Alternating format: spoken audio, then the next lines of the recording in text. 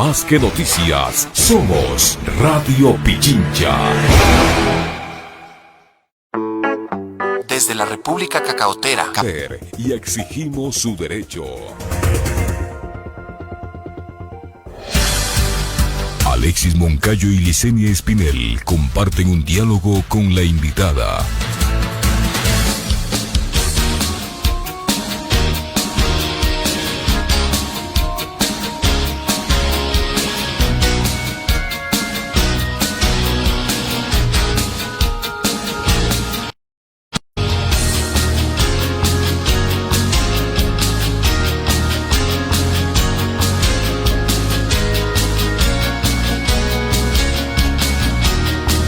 De la mañana con 39 minutos, 8 con 39 minutos, en Punto Noticias de Radio Pichincha. Saludamos con nuestra tercera invitada. Nos acompaña en nuestros estudios Valeria Llerena. Ella es directora ejecutiva de la Red de Instituciones Financieras de Desarrollo.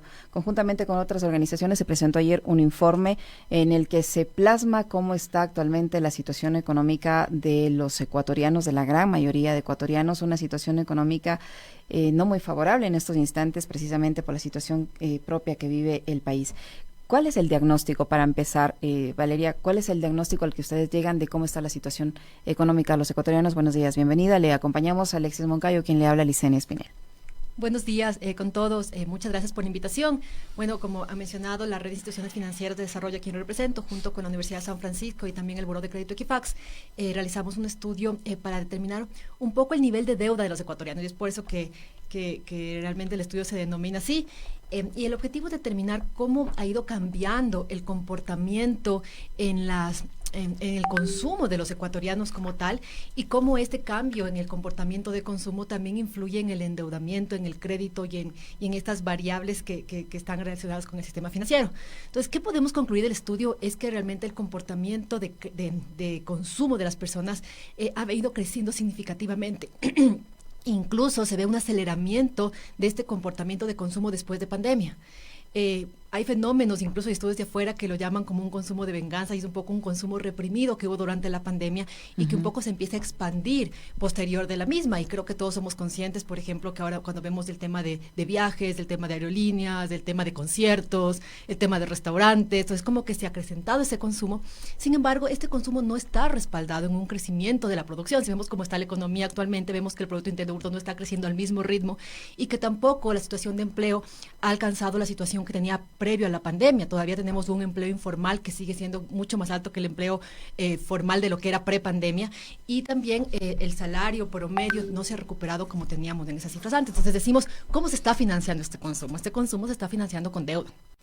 Entonces, o sea, la gente se endeuda para consumir. La gente se endeuda para consumir. Incluso tenemos un reporte, que obviamente este reporte de CAF es una encuesta que se le hace a las personas, pero tenemos un reporte de CAF del año 2020, en donde una de las preguntas que se les hace a las personas en esta encuesta de bienestar financiero, y habla que un 53% de los ecuatorianos financian sus consumos con deuda. Entonces sí existe un comportamiento, como digo, de las personas que tienden a endeudarse más. Y ya cuando vemos nuestro estudio y cuando ya reflejamos en esas cifras, sí se evidencia que ha habido un crecimiento no solo de los montos promedios del crédito, sino que también hay un crecimiento de los plazos promedios del crédito. Entonces, ¿qué quiere decir esto? Que ahora las personas, por ejemplo, en lo que es tarjeta de crédito, en lo que son consumo de alimentos, consumo para el hogar y demás, ha tendido a crecer no solo, como digo, los montos promedios, sino también el plazo de pago. Entonces vemos un crecimiento en pagos mayores a 12 meses, mayores a 24 meses, que son pagos diferidos, que como vemos es complejo, porque cuando hablamos de alimentación, cuando hablamos de consumir en 1 a 2 semanas, y estoy pagando a 12 meses o a 24 meses algo que ya consumí ayer. Entonces es una situación que se evidencia, y también pasa mucho con el microcrédito. Cuando nosotros vemos el microcrédito, vemos que un 70% del total de microcrédito de la cartera de micro va a capital de trabajo. El capital de trabajo también es un crédito a corto plazo, pero vemos que los plazos de microcrédito también se han extendido de forma significativa. Entonces ahora vemos que existe un microcrédito mayor colocado a 4 años y a 6 años. Entonces, Mariela, ¿cuáles son las principales líneas de crédito a las que recurre la gente? Es decir, nos hablaba hace un momento del tarjeta de crédito, ahora nos dice microcréditos. ¿Cuáles otras más? Porque puede ser que también recurran por fuera del sistema formal financiero, y eso también puede terminar golpeando incluso de peor forma la economía de las personas y las familias.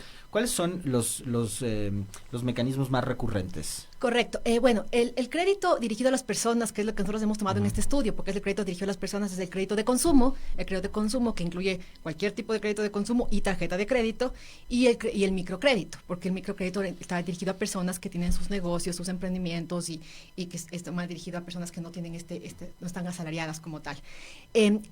Tanto el microcrédito como el consumo representa casi un 60% del total de la cartera de crédito del sistema financiero, o sea, es crédito dirigido a personas, como decimos. Pero sí es importante lo que usted acaba de señalar, en el sentido de que este estudio como tal toma cifras o data del sistema financiero. Es decir, está tomando información de las cooperativas de ahorro y crédito, de los bancos en cuanto a los créditos. Este estudio, como tiene fecha corte de junio de 2023, no considera la data del BIES, que todavía no estaba siendo reportada, y tampoco considera la data de casas comerciales, por ejemplo, menos aún de los créditos informales, porque esa es una data que no existe. Entonces, esto también, como usted acaba de señalar, podría agravar la situación de endeudamiento de las personas, porque también hay muchas personas que tienen deudas fuera del sistema financiero, como en las casas comerciales, o incluso, como decíamos, en la informalidad, porque lamentablemente el nivel de informalidad del crédito en el Ecuador también es elevado, y eso también perjudica el bienestar de las personas. Valeria, ¿qué significa o cómo se interpreta el hecho de que las personas contraten a más plazo los créditos y a mayor monto? ¿Qué deja ver eso? Bueno, esto tiene varias aristas. Cuando hablamos de este estudio, nosotros vemos que existe esta problemática se da, como digo, desde la persona que quiere consumir más y que realmente no ve como o sea, no tiene un ingreso para consumir, pero se endeuda para consumir.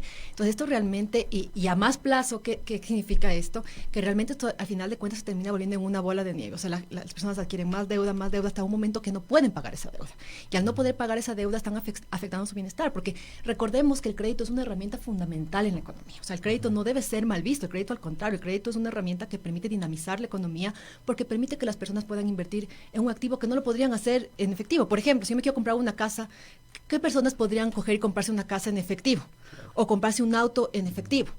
¿Qué persona puede ponerse un negocio o poner capital de trabajo para su negocio con un dinero ese momento? Entonces el crédito permite dinamizar esto, y realmente hay que entender el crédito como una herramienta sumamente beneficiosa para la economía en ese sentido.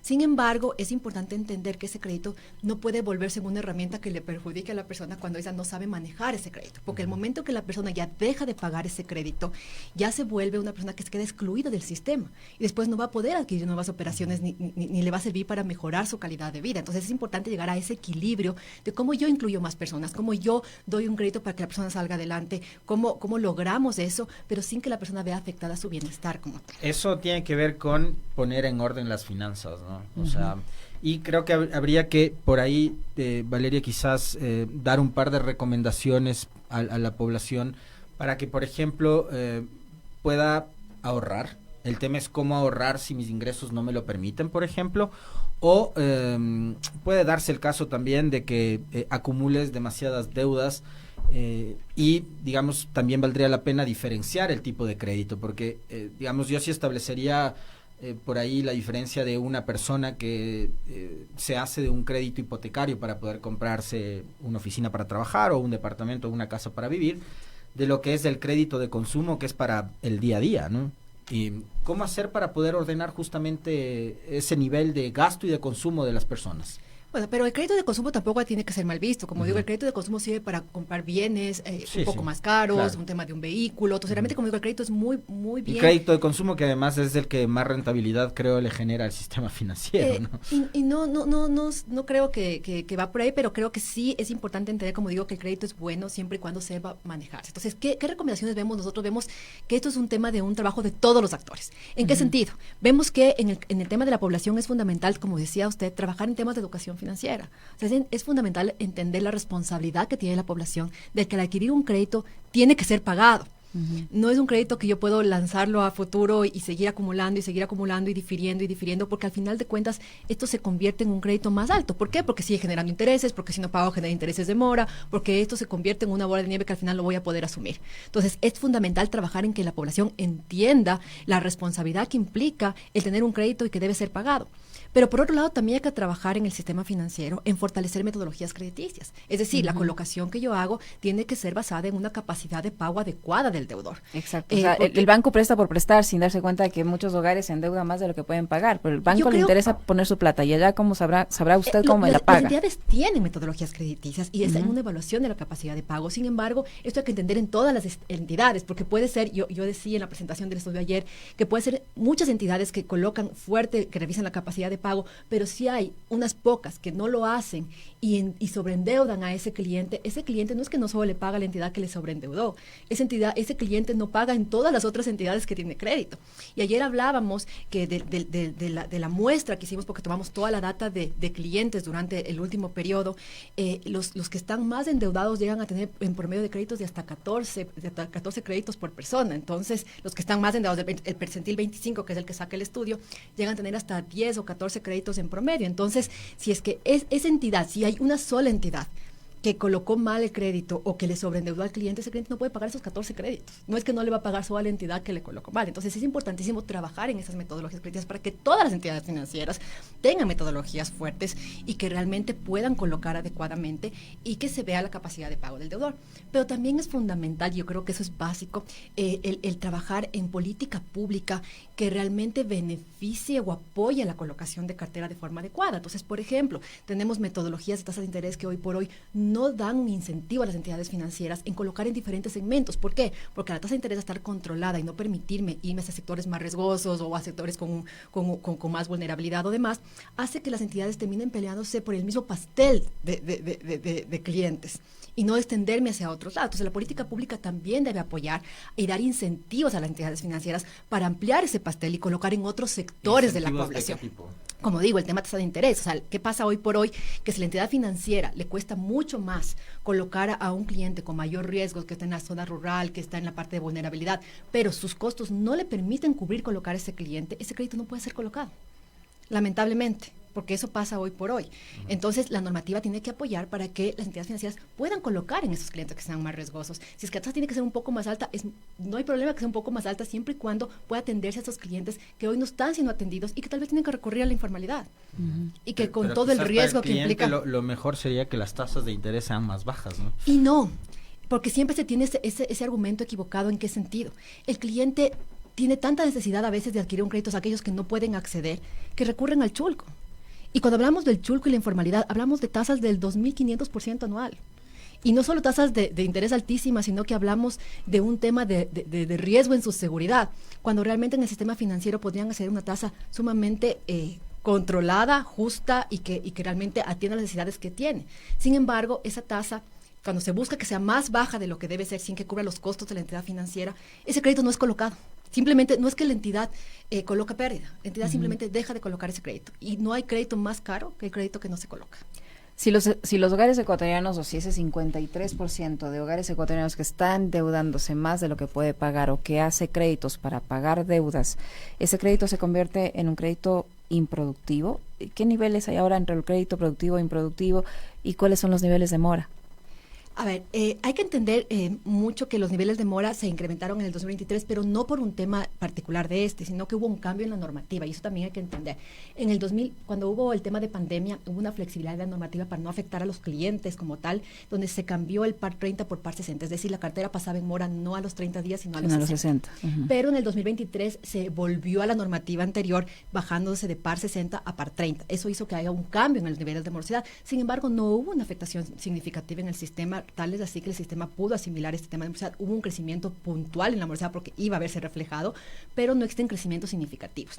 Hoy por hoy no es que existe una preocupación puntual en la morosidad de la cartera, pero sí ya se empiezan a evidenciar cierto crecimiento de la cartera improductiva. ¿Por qué? Porque se ven más reestructuraciones, más refinanciamientos, se ve que en estas refinanciamientos la cartera improductiva ya empieza a crecer de una forma más acelerada. Entonces, ¿cuál es el objetivo de presentar estas cifras? Es un poco eso, alertar un poco para que esto no se vuelva una problemática como tal, sino que más bien se trabaje desde los diferentes frentes que yo les acabo de decir, desde el consumidor con el tema de educación financiera, desde las entidades con metodologías crediticias, desde los organismos de regulación y control con la política pública, de forma de que podamos trabajar como país realmente en una estrategia de una colocación adecuada, de que el crédito sea esta herramienta fundamental para la reactivación económica y que no más bien no ponga en riesgo el pago de esas deudas como tal. ¿Y qué tan beneficioso podría ser, digamos, en esa coyuntura la llegada de la banca extranjera, que es, digamos, una de las aspiraciones que tiene el actual presidente? A ver, aquí en la normativa actual no existe una limitación para la operación de banca extranjera. Tal es así que hoy por hoy opera un banco extranjero en el país y antes operaban también otros bancos extranjeros. No existe una limitación para que exista un banco extranjero en el país. Claro, la cosa es que el país sea atractivo para que venga la banca. Lo importante es exactamente, o sea, porque hoy por hoy las leyes de los bancos extranjeros tienen exactamente las mismas leyes que la banca local. Entonces es importante para atraer esa banca de afuera, para que genere competencia, para que haya más productos y servicios, para que las entidades puedan competir sanamente. Lo importante es lo que usted acaba de decir, que se genere que la banca quiera venir al país, y para eso ¿qué se necesita? Se necesita nuevamente normativa que apoye a la colocación de cartera de crédito, que apoye al tema del microcrédito, que tenga normativa técnica atrás de lo que son tarifas y de interés, que no sea una regulación cambiante permanentemente. O sea, creo que no hay nada más atractivo para un país que tenga un marco jurídico seguro, porque si cambiamos la regulación a cada rato, esto no genera atracción para venir a otras entidades. Pero hoy por hoy la cancha está jugada para que puedan venir cualquier entidad de afuera al país, ¿no?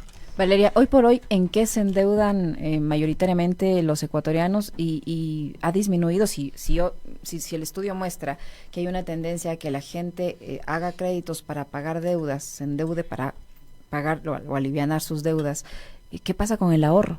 ¿Qué porcentaje de la población está ahorita en condiciones de ahorrar si la mayoría está haciendo créditos para pagar deudas? Bueno, esa es una buena pregunta, ¿no? O sea, el ahorro, el Ecuador nunca ha sido un país que realmente demuestre tasas altas de ahorro como tal, y creo que al contrario, más bien se ha visto y tenemos los datos del Global Findex, que es una encuesta que hace el Banco Mundial anualmente sobre inclusión financiera, donde vemos que menos del 30% de la población realmente ahorra en una institución financiera formal. Y cuando nosotros vemos igual los datos de la CAF que les comentaba de esta encuesta de bienestar financiero, nos dice que solo un 38% de los ecuatorianos tiene una conducta de ahorro como tal. Entonces, el nivel de ahorro es bajo en el Ecuador, pero por eso creo que es fundamental trabajar en educación financiera. Creo que la educación financiera es fundamental.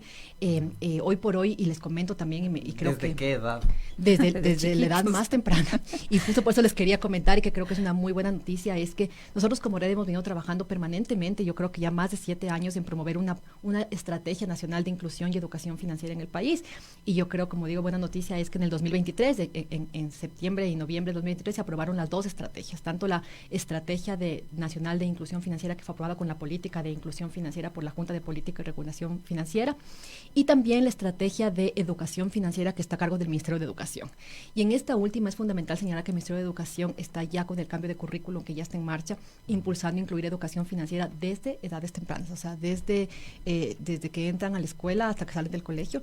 Y yo creo que esto sí es un gran cambio. ¿Qué significa la educación financiera, Valeria? La educación financiera significa entender un poco cómo funciona toda la parte de productos, servicios financieros, qué es una tasa de interés, qué es el ahorro, qué es el crédito, por qué es beneficioso el ahorro, cuáles son las instituciones financieras, entender por qué el dinero tiene un valor en el tiempo. Implica una serie de conceptos, pero no solo conceptos. Y eso es importantísimo entender. La educación financiera lo que busca es un cambio comportamental de la persona. Por eso es que la educación financiera muchas veces en adultos no tiene el mismo resultado que trabajar con niños de edades tempranas. ¿Por qué? Porque lo que implica la verdadera educación financiera es cambiar ese comportamiento de la persona hacia el ahorro, hacia el crédito, hacia el endeudamiento adecuado, al saber pagar sus deudas. Todo esto implica un cambio comportamental. ¿Y en qué se están endeudando hoy por hoy los ecuatorianos? Bueno, existen diferentes créditos, como y veíamos, ustedes pueden ver en el estudio, por ejemplo, el crédito de consumo en su mayoría va dirigido a crédito vehicular, en su mayoría.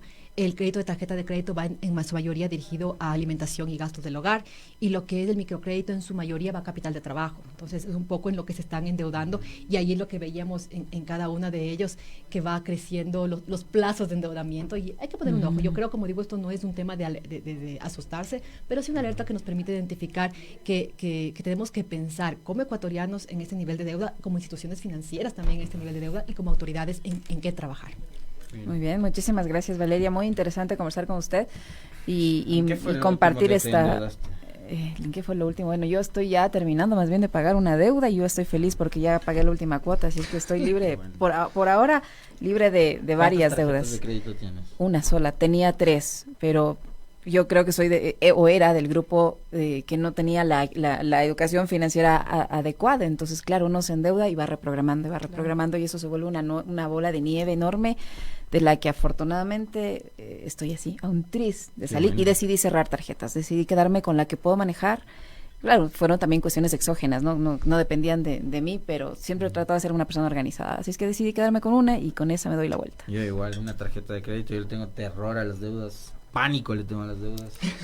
Necesitamos educación financiera. Yo procuro nunca endeudarme. Ahora sí me voy a endeudar, pero por un tema más académico, pero deudas no, cero.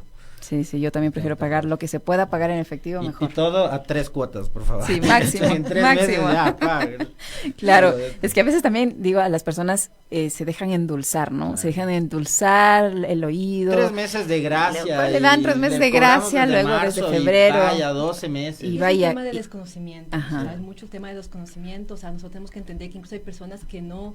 Y es real, o sea, que no saben que la tarjeta debe ser una obligación y que tarde o temprano tienen que pagar todo lo que están consumiendo. Claro. Exactamente, y peor si no hay la previsión del caso, que puede pasar alguna cuestión externa que no depende de la voluntad de uno, de la educación financiera o del nivel de responsabilidad. No es un problema de salud, cualquier cosa exógena que puede afectar la economía de cada uno, ¿no? Y se le va de las manos a veces también. Bueno, interesante. Entonces, muchísimas gracias, Valeria, por estar con nosotros. Valeria, muchísimas gracias. Valeria Llerena, directora ejecutiva de la Red de Instituciones Financieras de Desarrollo, que ha estado con nosotros. 8:59 en punto. Nos despedimos. Ya vienen las Guardias. Chao.